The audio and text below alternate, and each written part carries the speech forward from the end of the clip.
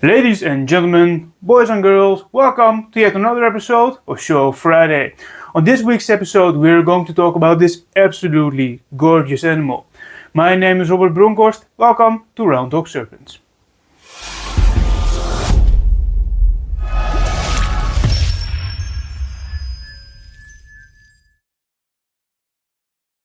So her name is Kalia and she is a female ball python, Python regius, from 2024, and she is produced by a friend of mine, Gerard van der Ploeg from Dutch Snake Pit. Thanks again, Gerard, for this absolutely gorgeous animal. Now, genetically speaking, she is a pastel enchi calico Hertford Desert Ghost, and I think that combination is just gold. I already had a female enchi yellow belly or not gravel but asphalt. Did I say calico already? I don't know, just gonna do it over.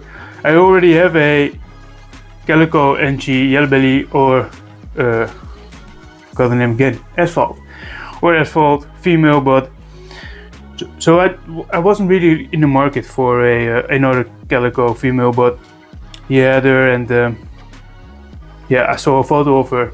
I couldn't really miss this opportunity to buy this absolutely great female, because I really love the high white calico combination, and I think they have a very good place still in our incredible hobby. Now, calico, in my opinion, is a gene you have to be a little bit careful with, because it is not a very dominant gene when it comes to the visuals. Most of the time it is a dominant gene when it comes to the genetics, really, because you can really see a super calico. It's if you have a homozygous form of calico, it's just like pinstripes. It's gonna look the same, but all your babies will produce calico. Of all the offspring from that snake will have calico because it's homozygous. But there are a few genes who really keep the white and maybe even enhance it, and this animal has two of those very good genes for that, and that's pastel and that is enchi. When it comes to this animal, right, when it comes to calico, I think this is a great way to show off close-ups, because I filmed this with my phone, and in this way I can see actually what I'm filming, or if it is in focus or not. This is great. It's not very handy to do, but I will make do of it. So let's talk features, right? I really love that white of the calico and that really nice coloration at the bottom of the belly. I think that's an influence of enchi in this particular combination.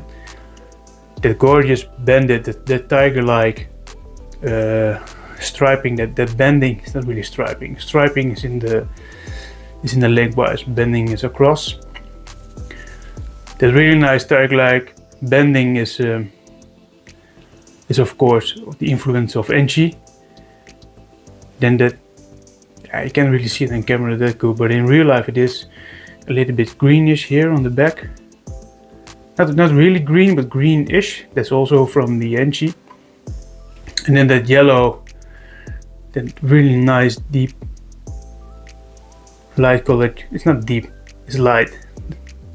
It appears more deep on my screen than it is in real life, but that's of course from the pastel. And the pastel also makes sure that the white has room to creep up. Works really well in this combination. She also has something like a paradox spot, which I think is cool. I don't know where it comes from, but it looks great. And then if you look at her eyes, if we can get that, yeah, there you go. There's a really classical pastel enchi eye. Incredible, right? Love it. Now, what are we going to do with this female when she's up to breeding size? I think when it comes to calico, it is really keen, as I explained, to keep the whites and to pick genes that have been proven to really utilize the whites and maybe even enhance it. If you pair with things like cinnamon or black pastel, pinstripe. Pinstripe really overpowers calico and you almost see nothing back of it. But if you pair it like pastel, it really creeps up. Spider also looks very nice, but yeah, not really a good combination now, is it? It wouldn't be a great bet. It looks visually, calico and spider, we call those colliders, look absolutely stunning, but I think it's best not to produce any of them. Although just imagine what a calico spider desert ghost hypo would look like. Man, look up for honeybees and then colliders and just picture them together and see what happens. And then really clean it up with the desert ghost. I think that would look absolutely fantastic, but we probably will never see that the combination be made. So genes that would really pair up nicely, in my opinion, and have been proven. You can look them up for yourself on Morph Market to see if you agree with me. Of course, pastel and calico appear to be made for each other, but they really complement each other very well, I think. And there's still a place for pastel when it comes to calico in my mind. Enchi also does really well with calico, and if you have a very good line of calico, which is strong enough to keep a lot of the whites in, the super enchi versions of that are looking absolutely amazing. Also banana calico, I really love that. I really love the yellows and a little bit of the purples along with it, with a very nice white. If you look at other strains of albino, they don't really pair great with calico. It's almost invisible in lavender albino and candy and normal albino. They've all been made, but nothing really special to see there. But if you put it in banana, oh, great! It looks really great. It really keeps it true to what calico can do. And also red stripe pair quite well with calico. They really keep the whites, but I have to be honest, I don't really love how dramatic they looked. It doesn't really improve the combination on its own, in my opinion, but if you pair that with banana, so banana, red stripe, calico, I think the banana is able to really do the magic with calico, and banana is really capable of doing the magic with red stripe and really pulling some of those deep, rich colors out. So I think banana, red stripe, calico is also a very good combination. And also bamboo is a very good combination with calico, because bamboo is already a little bit, well, it has a little bit of a white belly pattern or the capability to do that. So if you put calico in there, it really gives you a lot of white. But the color against it is a little bit gray, so not really fantastic. But now you can actually put some darkening genes back into it and increase the contrast, and still have very nice white patterns on the side. So I think bamboo is also a very great addition to calico. So as you can see, even without the desert ghost, there are a lot of very great and spectacular combinations to be made with this female. But if you reconsider the head calico gene of this animal, then we could really start dreaming about really crazy things like the super enchi calico desert ghost. That would be great, right? And then if you make it more complex, put in hypo in it, so super enchi calico hypo desert ghost, I think that would look absolutely mental, because it will bring out a lot of the deep orange colors that you can't really bring out any other way. Or maybe leave one enchi gene behind, so just a enchi calico, and then swap the hypo gene for axanthic, so you get a calico enchi axanthic desert ghost. I think it's really key not to have super enchi right there, because you tend to lose some more of the dark colors, and I think that's really necessary if you put in axanthic. But I think that would look pretty great as well, because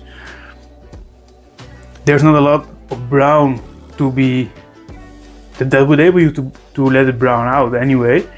And then there's a lot of the very pure white from the calico to really enhance that dark gray coloration. Why did I invest in an animal that, if you are pretty honest about it, have a pretty basic genetic makeup? I'll tell you why. From my experience, there are not a lot of people in our community at this moment who are spending €1,000 on snakes. There are some, but not a lot.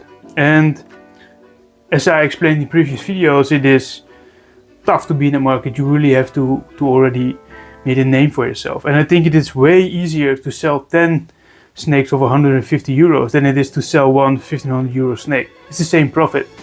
You have to breed and raise up 10 snakes, but I think you will sell them faster than that one single €1,500 snake with a lot less effort. You can sell those at the Reptile Expos pretty easily. I found, now that people somewhat know my name, I think that has something to do with it. But I'm still not selling my €300 confusion combinations or €250 confusion combinations. They're not that in demand, and they look beautiful, but they don't look like this beautiful. So that's why I invest in combination like this, because they enable me to produce animals, especially 3 or 4 years from now, right, when she is up to breeding size. It will really enable me to produce snakes ranging from 100 to €150. And if you get a little bit of a crazy combination, maybe up to 300, but definitely not more than that. So it enables me to produce animals that are not very expensive and very accessible for everybody, but looks absolutely stunning. And I think that is a really good formula of success. At least that's where I'm aiming at. But this animal also enables me to produce some really high-end animals in the future. And those really high-end animals I can produce to, one, keep up with my market, because animals that cost €150 now will be different than the animals that cost €150 5 years from now, right? The market is evolving, everything is evolving. Animals like this will probably be only around €75 or so in the future. So I do have to keep up with my genetic makeups of my breeding stock. Alright, that's it for this week's episode. I think I've said all there is to say for now about this gorgeous animal. I hope I kept this video under 15 minutes, and for now I really hope that you enjoyed the video. I really like to thank you for your time, and hopefully see you in the next one. Bye.